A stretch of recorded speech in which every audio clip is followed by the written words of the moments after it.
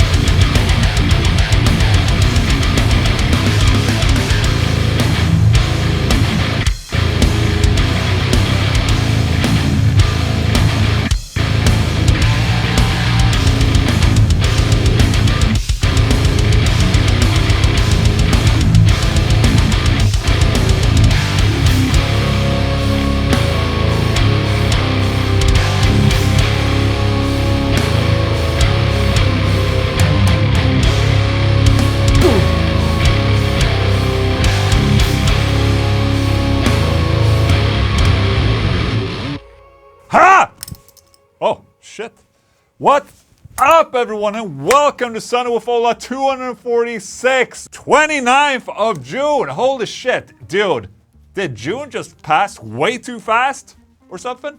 Holy shit. Dude, we have a couple of different shit to talk about today. Look at this. The A 2. I'm remembering the name without watching the back, okay? We usually have small stickers on the back saying what the model is, but I know the name of this without watching because this is this is an A2.7 CLN Cannibalismo right there. Hell yeah, look at that. Look at it. Thank you. And at the same time as releasing this past Friday, we also released this,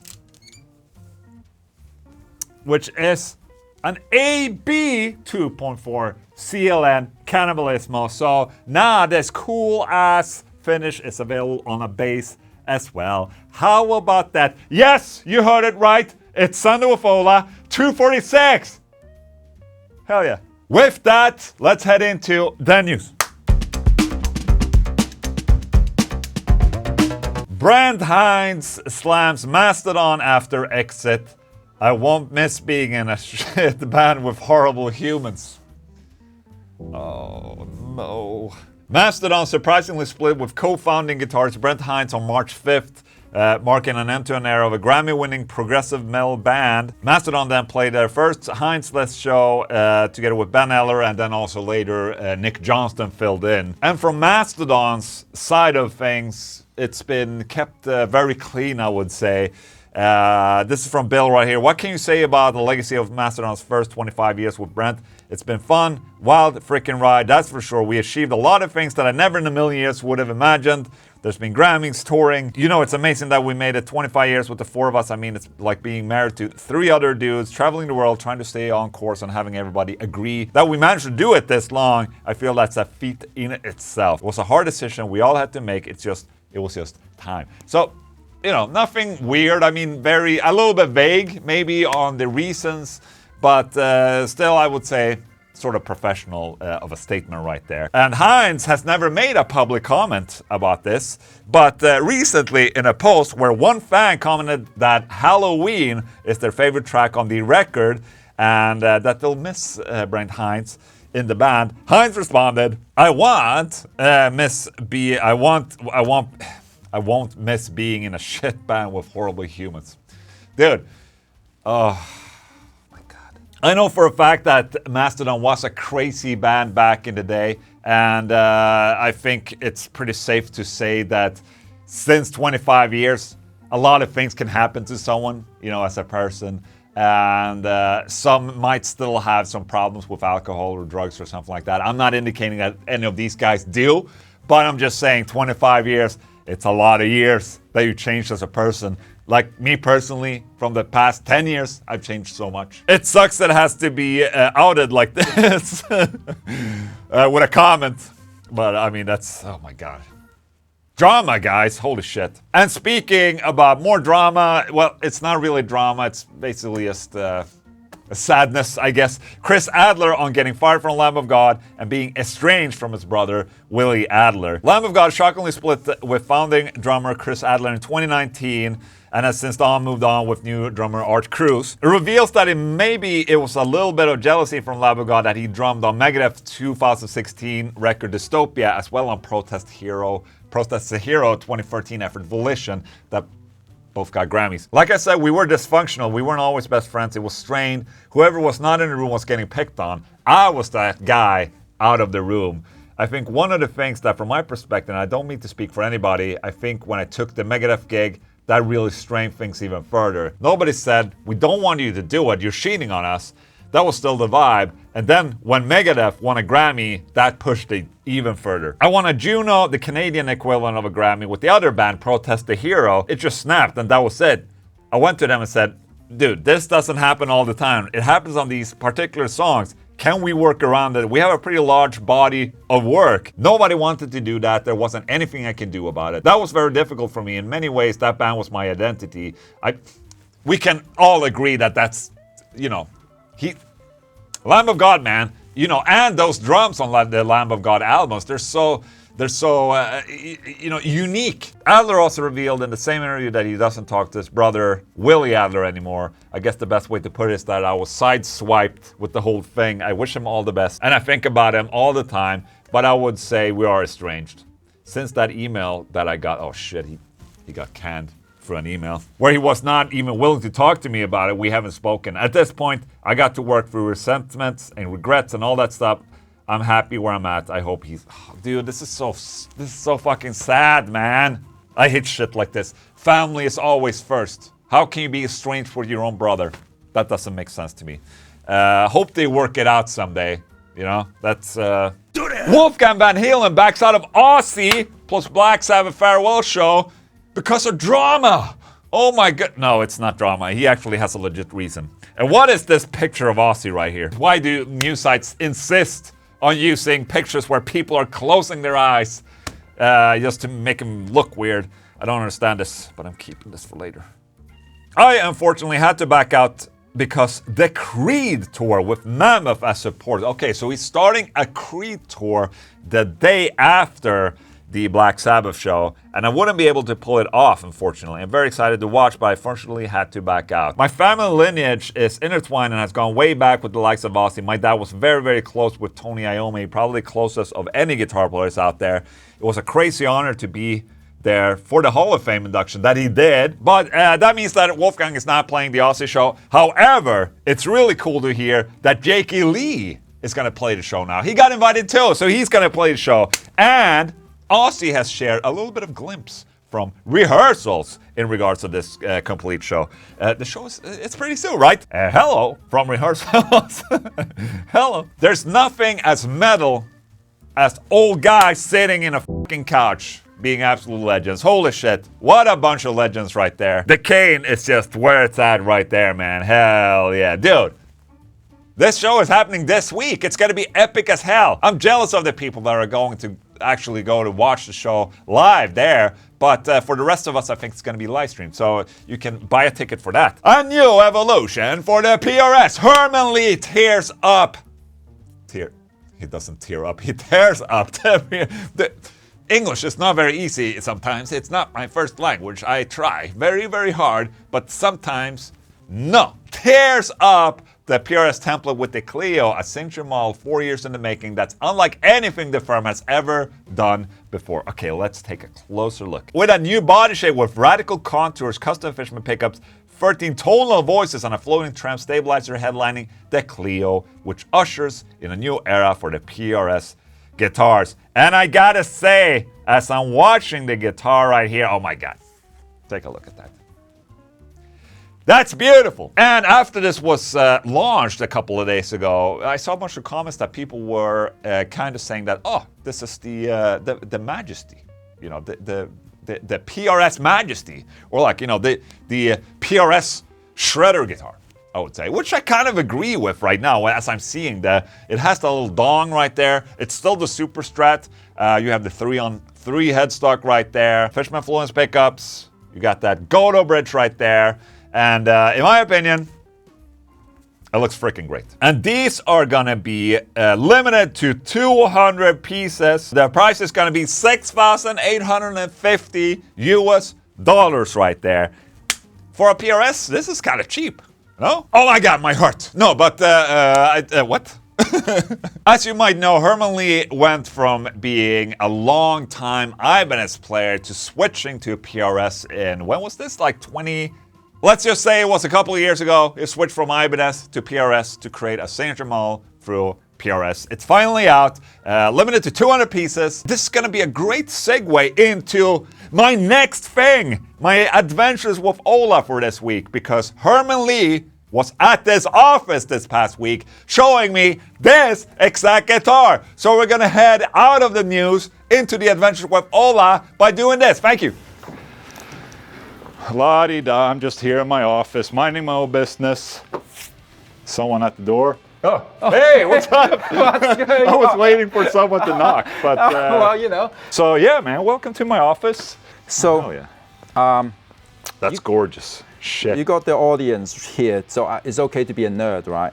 To explain stuff. Absolutely. So this is a core model, a PRS core model, made in US. What can I tell you that's special about this guitar that is just not another color, and that is certified by a nerd, you know, is, well, we have a 20-inch radius Oh, okay. double locking guitar. Oh, I don't know if you come across it, but I haven't come across a 20-inch radius fretboard it's extremely flat. with a double locking system. Right. So these are like, you know, PRS made special locking nut to make the 20-inch radius. Yeah. And obviously the Godo bridge here, Japanese Godo bridge, that's also specially made to do the 20-inch. Oh, okay. These are actually brand new signature Fishman Fluence Oh, hell yeah. called Omniforce. Okay. Because I don't like putting my name on Yep. guitars and pickups, you know. So Why is that? I don't know. I'd like prefer to give it its own life, its own Okay. name. With this one, it's like a passive pickup with those frequency added on voice 1. Okay. And if you pull this, you're on voice 2, which is a passive pickup without so much of that Fishman Fluence openness for people that don't want to move on Right. to a different kind of thing. They want to stay more the classic sound. Yeah. And if you're one of those people, you probably don't want to have this on all the time, right? Right. Because then you hit it by accident. There's a micro switch here at the back to switch it between the two. Oh, okay. So if you switch this, You switch this the voicing. become voice. Okay. This become voice 1, and this is voice 2. Okay, yeah. So, I thought it was cool because the ones where I use the Fishman Fluence pickups, I like the second voicing, and usually you can reroute that inside. But I always just had the tone knob being pulled, Yeah. which looks weird, and and you might hit it by Yeah, accident if you're going like exactly. this. So All right, that's I added cool. the switch here for that. Voice 3, Okay. that is an independently voice 3 single coil sound. Okay, just as a side note with the single coil thing, what I really like about the Fishman pickups being, you know, with the single coil sound, is that you still keep the volume Yes. from, like, you know, compared to a humbucker. Otherwise, like on a real, like a passive pickup, it really dips down in volume. Yeah. And of course, since we're metal players, we don't use tones on stage. So we have a tone bypass switch here. Oh, okay, okay. So you don't have to worry about it when you're on good. stage. Very nice. If it's on or off. Something I noticed is the obviously the body is extremely carved and thin, and that you really wanted to have an output like that. Yes, so the jack goes right in here, Oh, that actually looks really fucking cool, I must say. and the cable just comes out. So Okay, yeah. you can sit, you know, like classic style. Right. With the cable coming out, you can Right. put it through the strap. You know, it's just out of the way. I know this is an expensive cut and a lot of Yeah. work on the. for the I guess luthier. because you still need to have the top as thick, Yeah. so you have to round off a It's lot an of the top. expen- You're the man that knows. Since Yes. you Yeah. run a guitar company, this is great. It looks expensive too, but I mean, it's cool that you can do it because it's just okay. It's almost obnoxious, you know, I know. but in a cool way. You know, the problem is the front-loaded jack. Yeah. I had experience when I'm playing on stage. Yeah. The bar is here. I'm Yeah. grabbing it, and my Yeah. fingers getting caught on the cable. Yes. So now I won't get caught on the cable. And when it's here, loaded at the bottom, Yeah. it swings. You know, on the angle jack, Yeah. and you have to put a tape, and they kind of look ugly. Yeah. So that was my solution for me. Yeah. You know, especially I'm playing on stage most of the time. Yes. Also, I see this custom thing right here. I just put gaff tape so it doesn't slip off my hand when. Oh, it's when you do slippery. that, okay. And that's another expensive cut here. Yeah, I saw As that. you can see, the It's a little to bulge. compensate to make the so you can have a thinner body here. Yeah. And you can see the way the shape of the guitar, right? Yeah. It's like a Star Wars Millennium Falcon thing. Yeah, you see it. Oh, that's cool. This carve here, along with the neck joint, is really makes it unique. And look at the access on this one. Oh yeah. Literally, you can play here. If you need 27 frets, you can even press on the fret. Right. Use this pickup to use the extra fret. So the access is really easy, and you can do your 6-string sweep picking like this without hitting the lower cut because of the joint. And we have on the production guitar a double barrel stabilizer to make life of guitar players who hate floating bridge tuning a thing of the past. Obviously, if I do this and I bend the string, it's going to go out of tune, right? Yeah. On the floor rolls. The bridge doesn't move forward when I bend. Oh, okay. It stabilizes, so it's like a fixed bridge. What is that? There's a countering system with this pushing here and pushing there. Yeah. So when I bend, there's actually more pressure pushing down on the stabilizer. All right, okay. These stabilizers are adjustable. So if I adjust the spring here, I can make this even tighter for like people using 10 gauge strings or heavier, and you can adjust how long this is. So in case some people want it slightly tilting forward for some reason on the bridge, you can. And so while I have this fixed bridge stability of tuning, you can break a string, you can still play. Oh, nice. I still have a full floating system. Right. It's a little stiffer then? It's a little bit stiffer, Yeah. but you can adjust the stiffness here anyway. Okay. Can we plug it in?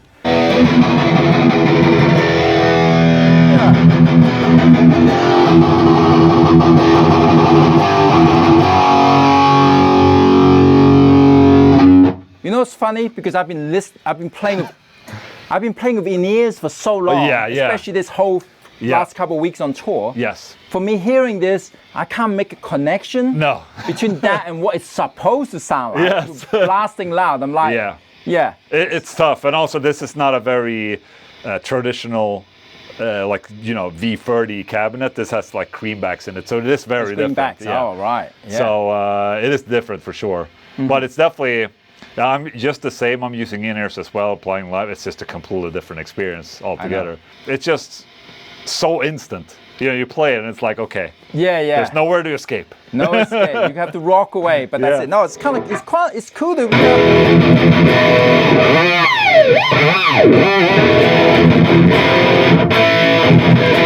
It makes you want to play dirty, in some way, like really kind of get the amp running. Yeah.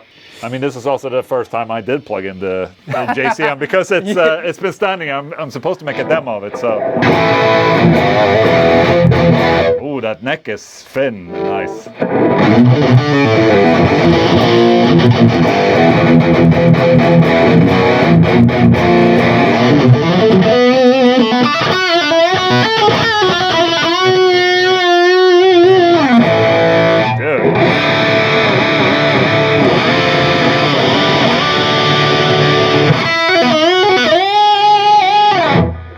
That's cool. It's a little bit stiffer, yeah? It is stiffer, but it's fine.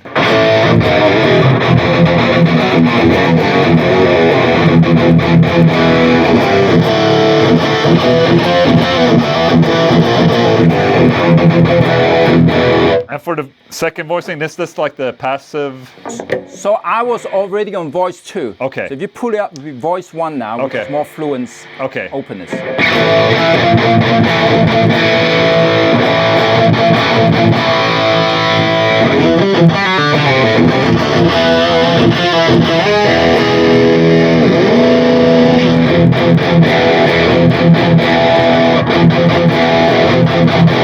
I like this voicing more. The voice 2, yeah? Yes. Yeah. Sounds more like canonical, like a little bit rounded off.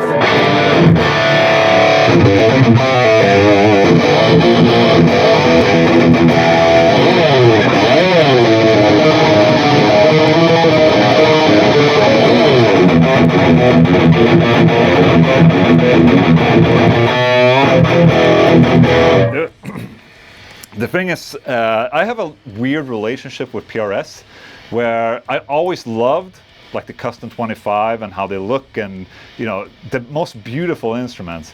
But as soon as I picked one up back in the day, I was like, the necks have always been weird for me in PRS, where it's like I don't gel with them. But there's been 2 instances where I feel like, oh, well, actually 3, where I felt like, oh, this is cool, this is good. That's the Mark Holcomb, the Mark Tremonti, and this one. So this makes a lot more sense. This is a really nice playing guitar. Oh, thanks. And obviously, like the how thin it is definitely helps. Like with, it brings you closer to the guitar when it's this thin, you know. So you feel more connected to the guitar. Yeah. You keep it closer to your body, which is nice. This is a beautiful guitar, by the way. Congratulations! Congratulations. Because so you see, there's a sticker over the. Oh, you put a sticker over. Because I wasn't allowed to reveal the name of the guitar. Okay. So I can actually finally remove it because the guitar is being announced now.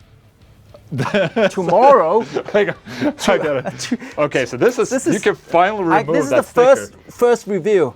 Finally able to take this off. So the name Is Clio. Clio is a guitar. It's finally out. Final review. But dude, thank you so much. Thank you so much for showing me your new guitar. Thank you so much for having me down here. You know, I drove down just to hang out with him. Hell I yeah. took a rental car from Uppsala and drove down in beautiful Sweden. It's been awesome. Oh, amazing. Well, thank you so much. See ya. Ha!